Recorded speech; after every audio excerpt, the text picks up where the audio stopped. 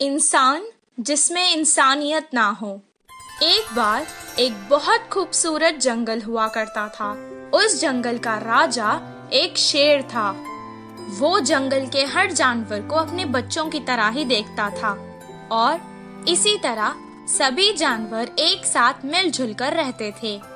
एक दिन एक हाथी पेड़ से फल तोड़कर खा रही थी और अचानक उसे चक्कर आ गए और वो गिर गई। उसे गिरा हुआ देखकर जंगल के कुछ हाथी वहाँ आ गए और वो उससे उस जंगल के वैद्य के पास ले गए। बंदर वैद्य ने उसे कुछ देर देखा और कहा, इसे कुछ नहीं हुआ है, परेशानी की कोई बात नहीं है, ये माँ बनने वाली है।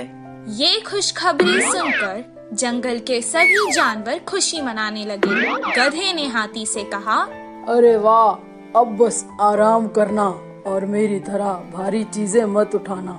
हिरन ने भी कहा, तुम मेरी तरह कूदा मत करो, आराम से चलो। मंत्री लोमनी ने कहा, मेरी तरह जो मिले वो मत खाना, अच्छा खाना खाओ।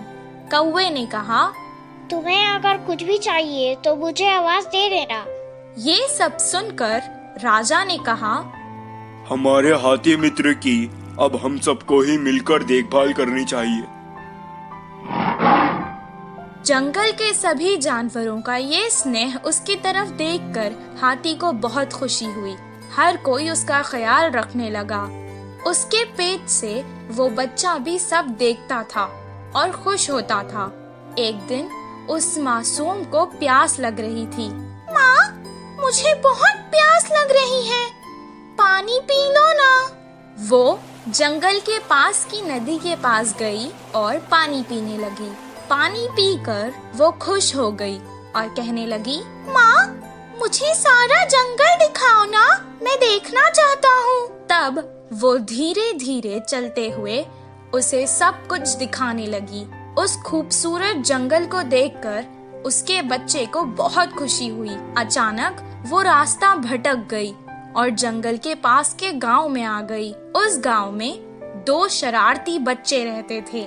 वो हमेशा सबको सताते और खुश होते थे। गांव के मुखिया की कई डांट पड़ने के बाद भी वो ना बदले, बल्कि उनकी शरारत दिन ब दिन और बढ़ती चली गई।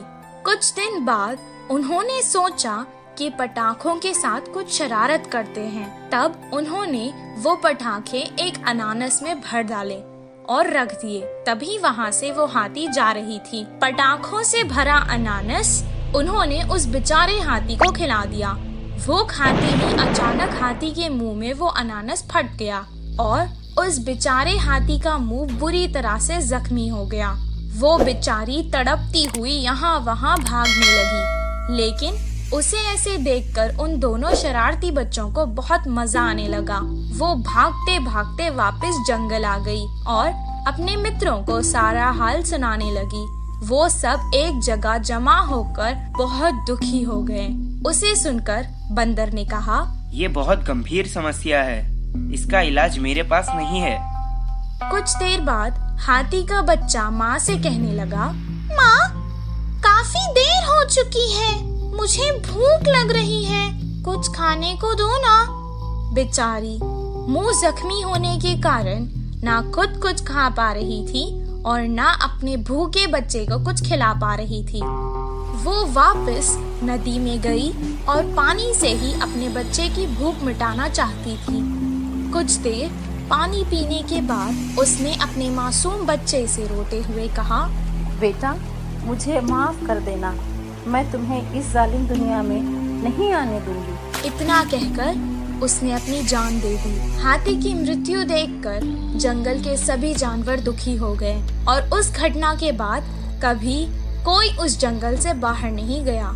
इस कहानी से हमें ये शिक्षा मिलती है कि जिस इंसान में इंसानियत ना हो वो